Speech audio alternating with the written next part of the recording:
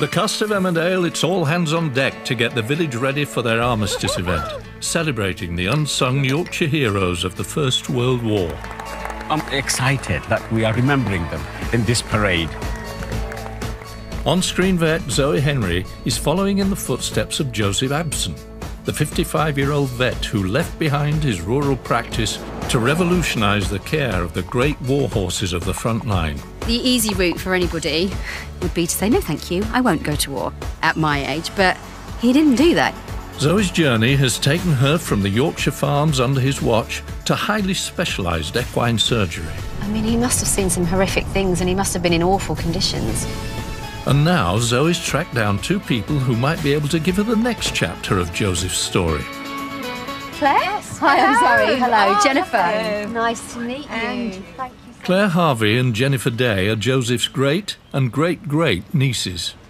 So, ladies, I know very little about Joseph, so can you colour in the picture a little more for me?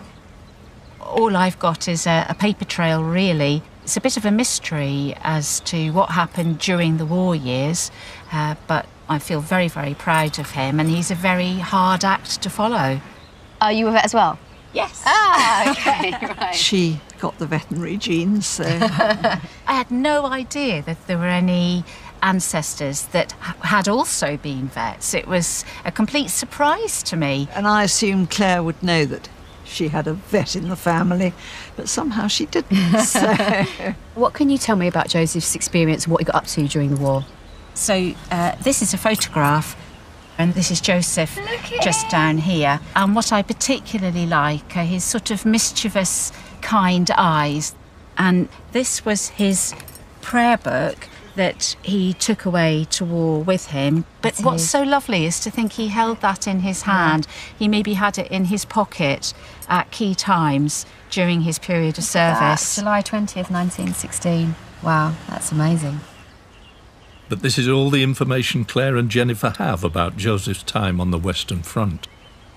On his return from war, he was Treasurer of the Royal College of Veterinary Surgeons and President of the Veterinary Medical Association, which are two very eminent positions and suggest he was really a mover and a shaker. Almost a sort of post-war super vet, really. Wow. Ladies, thank you so much. I've learned so much. Thank you, Jennifer. It's been left feeling a little baffled by how little they know of his involvement. So what I need to understand now is how he went from this humble Yorkshire vet to this lauded, very well-esteemed vet after the war. Something must have gone on, something extraordinary. I need to know what happened to him. Joseph was one of over 1,000 officers serving as veterinary surgeons across the war. But although very few recorded their experiences, their success rate speaks volumes. The British Army veterinary hospitals in France received 552,000 injured horses. Nearly 3/4 of them returned to their duties. Something happened, something changed, Joseph. So that's what I want to understand. To shed light on Joseph's role in this, Hello. Graham? Hi. Zoe's come to meet military historian Graham Winton. So, Graham, before the war, Joseph was this well-respected vet, and then I know afterwards he went on to great things. What can you tell me? Joseph was a very experienced vet. The army was desperately short of skilled, qualified veterinary officers, so he would have been absolutely perfect.